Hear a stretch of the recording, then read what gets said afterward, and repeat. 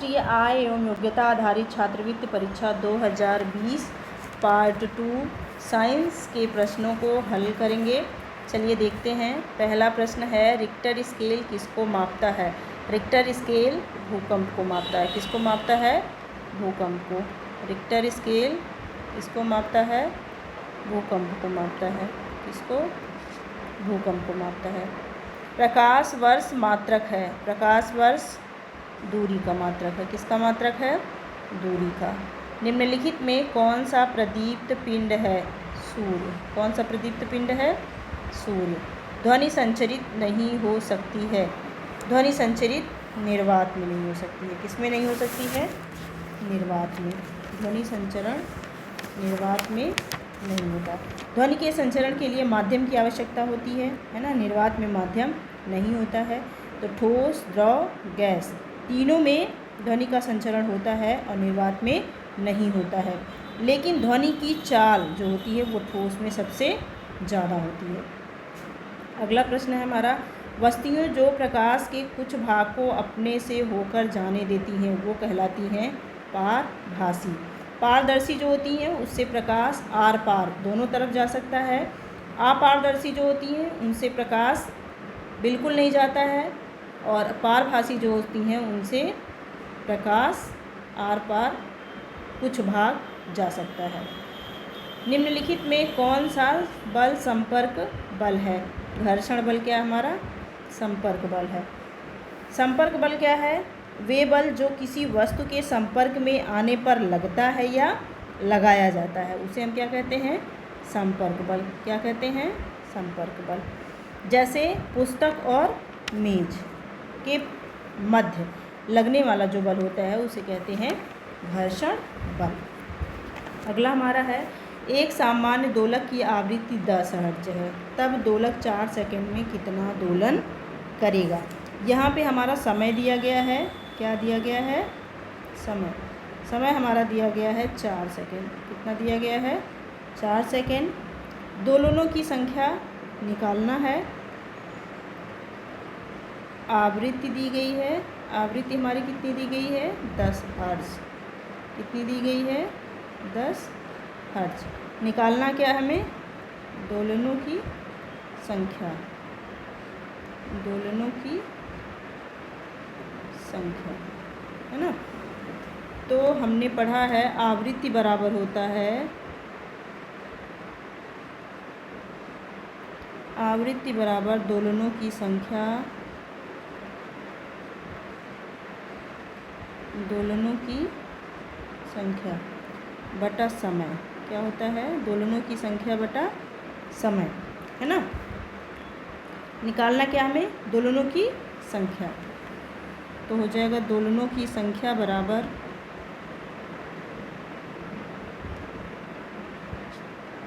यहाँ हम निकालेंगे दोलनों की संख्या बराबर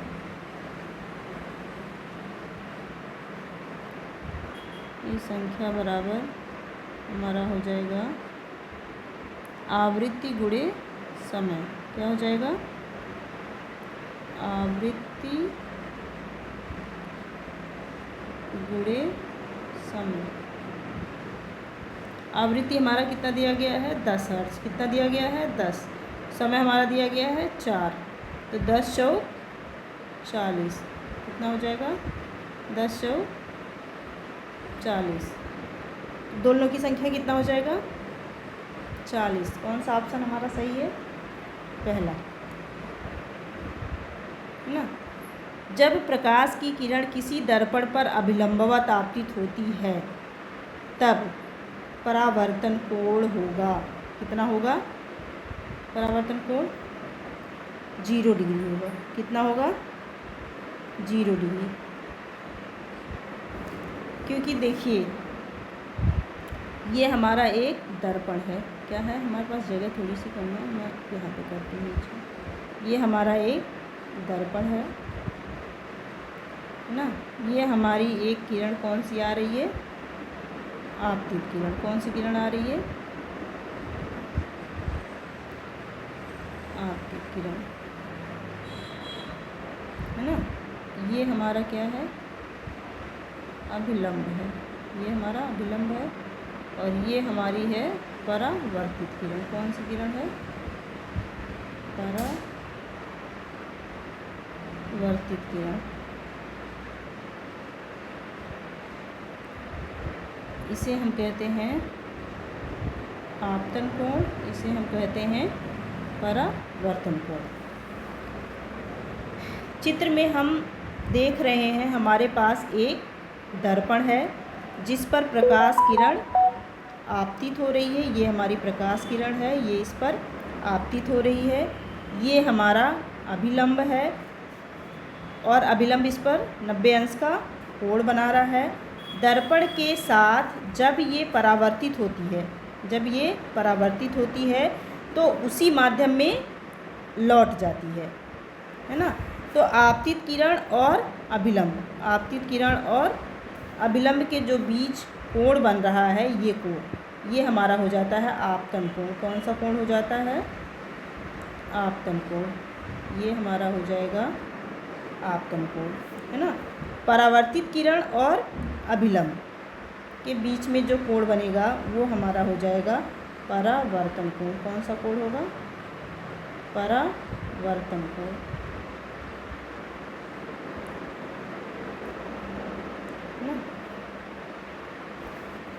आपतन कोण हमेशा परावर्तन कोण के बराबर होता है, अर्थात कोण I जो होता है वो हमेशा कोण R के बराबर होता है। अगर ये हमारा 30 डिग्री है तो ये भी कितना होगा? 30 डिग्री, है ना। ये अभिलंबवत गिरेगी, इसलिए परावर्तन कोण कितना होगा? 0 डिग्री। कितना होगा? 0 डिग्री। ठीक है, तो परावर्तन कोण हमारा कितना हो जाएगा? 0 डिग्री। कौन सा ऑप्शन सही है हमारा? दूसरा वाला। अगला प्रश्न हमारा दिया गया है, समतल दर्पण के द्वारा बना प्रतिबिंब होता है। समतल दर्पण के द्वारा जो प्रतिबिंब बनता है वो हमारा आभासी बनता है। कैसा बनता है? आभासी।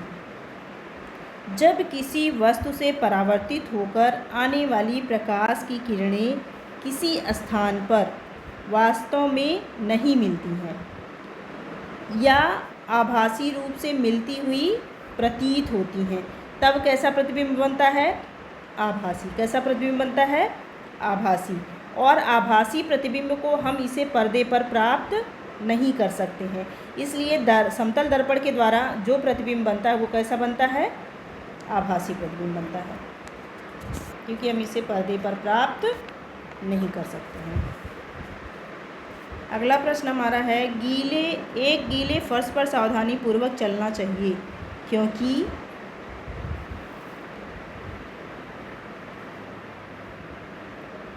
गीला फर्श ज़्यादा घर्षण प्रदान करता है, गीला फर्श कम घर्षण प्रदान करता है, गीला फर्श खुरदुरा हो जाता है, गीला फर्श विद्युत आघात कर सकता है।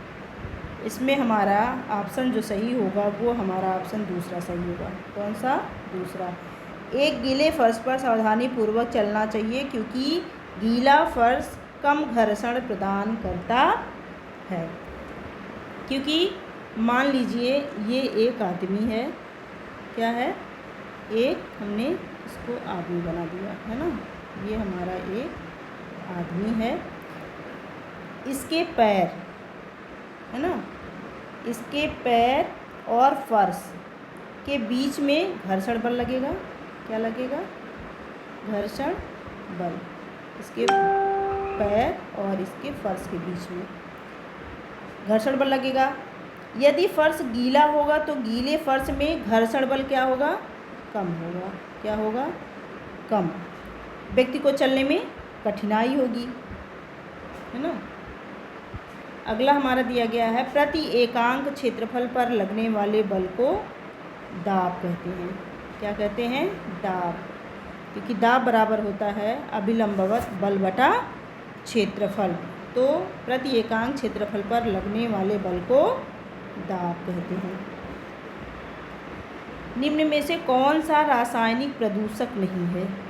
जीवाणु। क्या? जीवाणु रासायनिक प्रदूषक नहीं है। निम्न में से कौन सी गैस रक्त में ऑक्सीजन ले जाने की क्षमता को घटाती है। कौन सी गैस? Carbon monoxide. ये कौन सी गैस है? कार्बन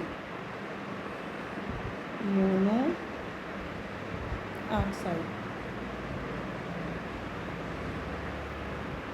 कार्बन मोनोऑक्साइड को साइलेंट किलर कहते हैं। क्या कहते हैं? Silent killer. कार्बन मोनोऑक्साइड जो है इसे हम साइलेंट किलर के रूप में जानते हैं। एक स्थिर उत्पाद कार्बोक्सी हीमोग्लोबिन बनाने के लिए ऑक्सीजन की तुलना में कई बार रक्त के साथ ये प्रतिक्रिया करती है, जिससे रक्त की ऑक्सीजन वहन करने की क्षमता कम हो जाती है। इसीलिए कार्बन मोनोऑक्साइड को साइलेंट किलर भी कहा जाता है। अगला है प्राकृतिक रेशा है। प्राकृतिक रेशा है कपास, क्योंकि कपास हमें पौधे से प्राप्त होता है, इसलिए ये क्या है? प्राकृतिक रेशा है।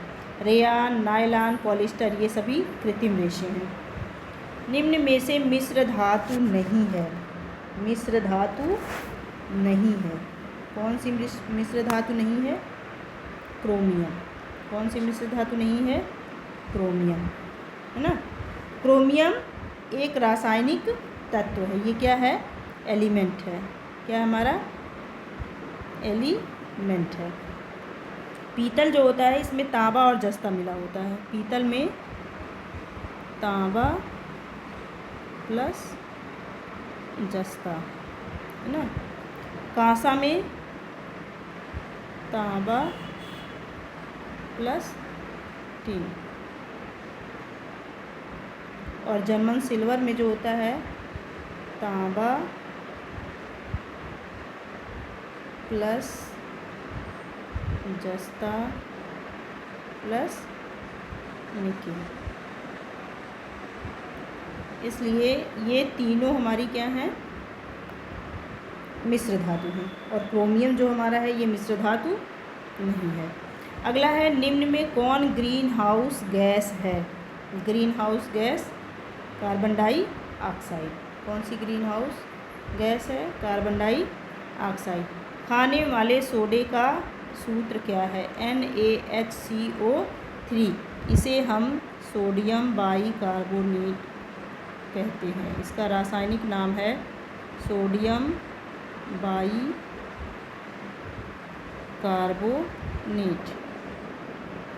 इसे हम मीठा सोडा या बेकिंग सोडा भी कहते हैं। मीठा सोडा या बेकिंग सोडा।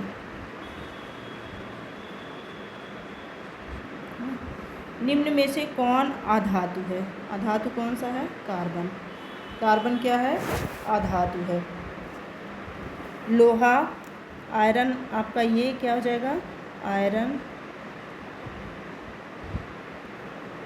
तांबा इसे हम कहते हैं सोडियम। ये हमारा मैग्नीशियम। ये सभी हमारी क्या हैं? धातुएं हैं।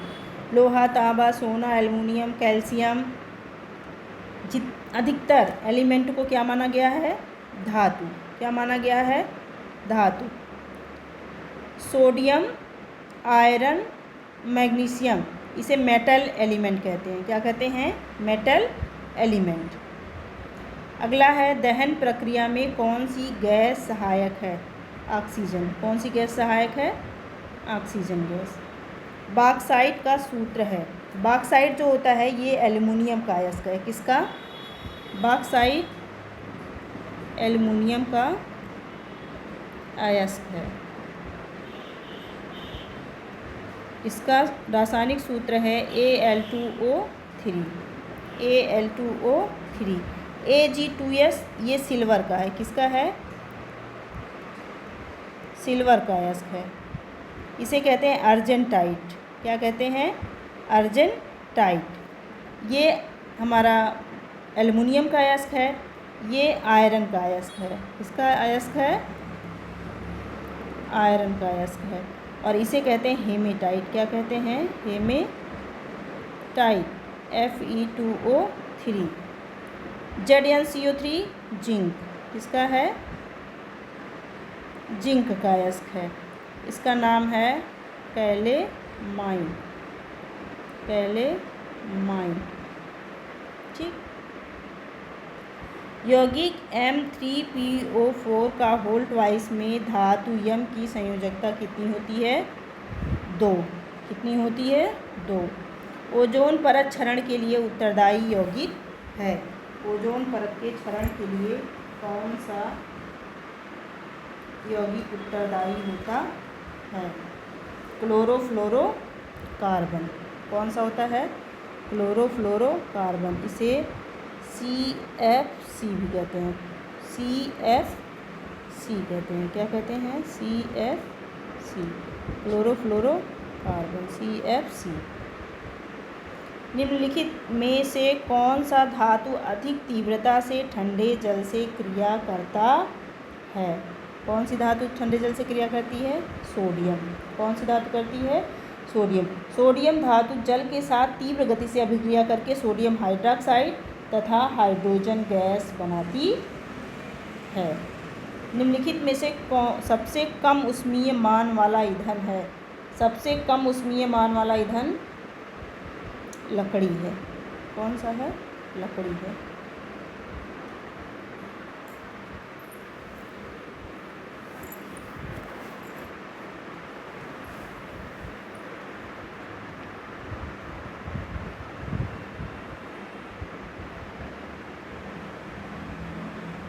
ठीक है। क्योंकि मिट्टी का तेल जो है, 1 किलोग्राम मिट्टी के तेल को ऑक्सीजन की उपस्थिति में अगर हम दहन करवाते हैं तो 45,000 किलो जूल हीट प्रोड्यूस होती है ना। 1 किलोग्राम कैरोसिन को ऑक्सीजन के प्रेजेंस में दहन करवाते हैं तो 45,000 किलो जूल हीट प्रोड्यूस होती है, अर्थात इसका ऊष्मीय मान बहुत अधिक है।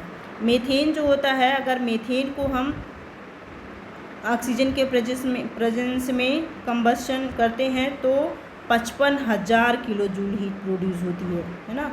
और हाइड्रोजन को अगर हम ऑक्सीजन के प्रेजेंस में कंबशन करते हैं तो 1,50,000 किलो जूल हीट प्रोड्यूस होती है, अर्थात लकड़ी जो हमारा है इसका सबसे कम होता है ना। लकड़ी का होता है 17,000 से 22,000। कितना है?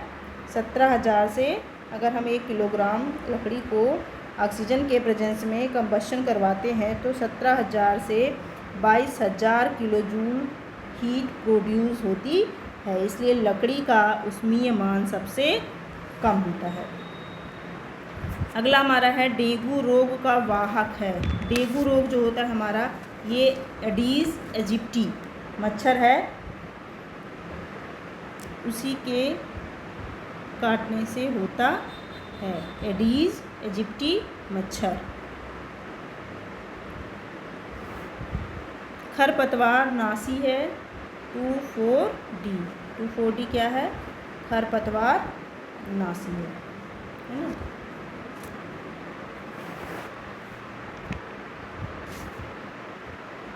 ऑक्सिन हार्मोन है, पादप हार्मोन है। साइटोकाइनिन, पायरुवेट, ये सब खरपतवार नासी नहीं है। 2,4-D जो हमारा होता है ये खरपतवार नासी होता है। अगला है गंगा कार्य परियोजना प्रारंभ की गई।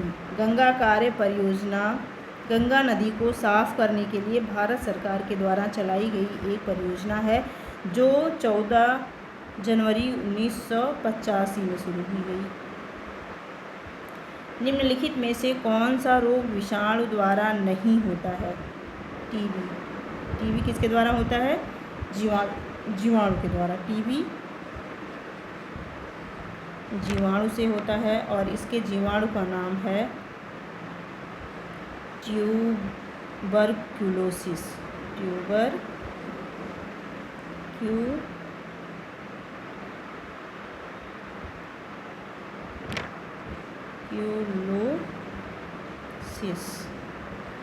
टीबी जीवाणु के द्वारा होता है और जीवाणु का नाम है ट्यूबरक्यूलोसिस। ट्यूबरकुलोसिस, है ना। खसरा हमारा जो है ये विषाणु के द्वारा होता है। किसके द्वारा होता है? विषाणु के द्वारा होता है। और इसके विषाणु का नाम है मीजल्स वायरस। क्या कहते हैं इसको हम? मीजल्स वायरस या मीजल्स विषाणु। एड्स भी हमारा विषाणु के द्वारा होता है। HIV विषाणु, HIV विषाणु, ह्यूमन इम्यूनो वायरस, है ना। पोलियो हमारा ये भी विषाणु के द्वारा होता है। इसका होता है पोलियोमेलाइटिस। क्या कहते हैं इसको हम? इसके विषाणु का नाम होता है पोलियोमेलाइटिस,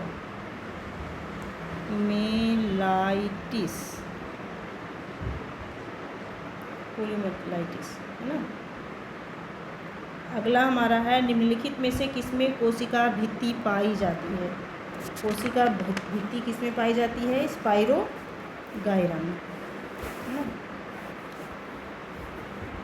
स्पाइरोगायरा एक प्रकार का शैवाल है और इसी में कोशिका भित्ति पाई जाती है। चेचक के टीके की खोज किसने की? लुई पास्चर ने रेबीज़ के टीके की खोज किया था। किसका? रेबीज़ का टीका लुई पास्चर ने खोजा था। एडवर्ड जेनर ने चेचक के टीके की खोज की। किसने किया था? एडवर्ड जेनर ने। रॉबर्ट कोच जो थे ये हैजा और टीबी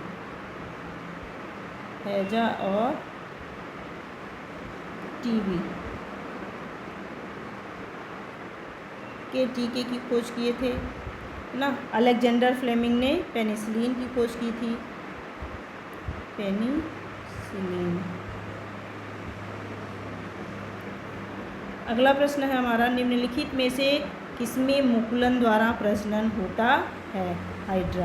हाइड्रा में किसके द्वारा प्रजनन होता है? मुकुलन के द्वारा। मुकुलन क्या है?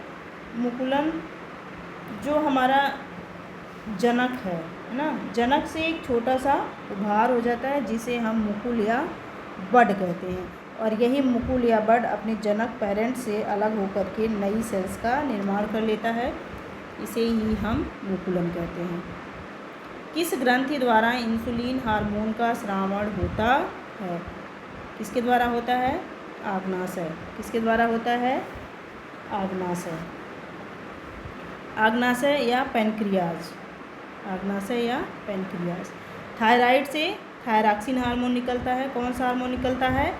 थायरॉक्सिन। एड्रिनल से एड्रीनेलिन हार्मोन निकलता है। और पीयूष ग्रंथि से वृद्धि हार्मोन निकलता है। तो इसलिए हमारा सही क्या हो जाएगा? आग्नाशय। आग्नाशय से इंसुलिन हार्मोन निकलता है। एक टैडपोल जिस प्रक्रम द्वारा वयस्क मेढक में विकसित होता है वह है कायांतरण। क्या है? कायांतरण। मेढक जो होता है, मेढक के बाद लार्वा को ही क्या कहते हैं हम? टैडपोल कहते हैं। क्या कहते हैं? टैडपोल कहते हैं, है ना। और टैडपोल जब वयस्क मेढक में बदलता है, वयस्क मेढक में, तो इस क्रिया को हम कहते हैं कायांतरण। क्या कहते हैं? कायांतरण।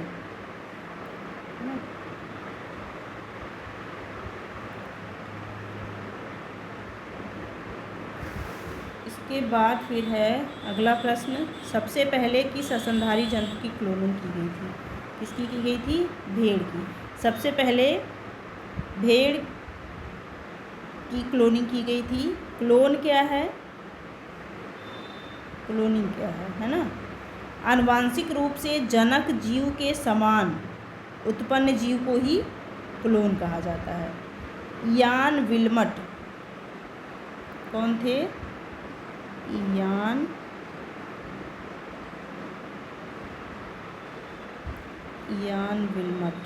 यान विल्मट व उनके सहयोगी रोजलिन ने इंस्टीट्यूट में डॉली भेड़ को क्लोन किया था। भेड़ का नाम जो था भेड़ का नाम था डॉली।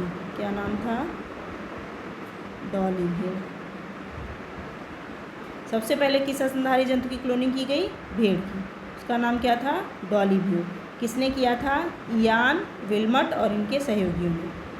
पत्ती का भाग नहीं है, पत्ती का भाग नहीं है ना। वाह दल, वाह दल जो है ये पुष्प का भाग है। पत्ती का जो चपटा भाग होता है, जैसे ये हमारी क्या है? एक पत्ती है। क्या है? एक हमारी ये पत्ती है। तो ये भाग क्या इसका कहलाएगा? पर्णफलक। क्या कहलाएगा? पर्णफलक, है ना। ये हमारा हो जाएगा मध्य सिरा, ये हमारा हो जाएगा मध्य सिरा। ये यहाँ जहाँ से डंठल पे लगी रहती है इसे कहते हैं पर्णवृंत। ये हमारा क्या हो जाएगा? पर्णवृंत।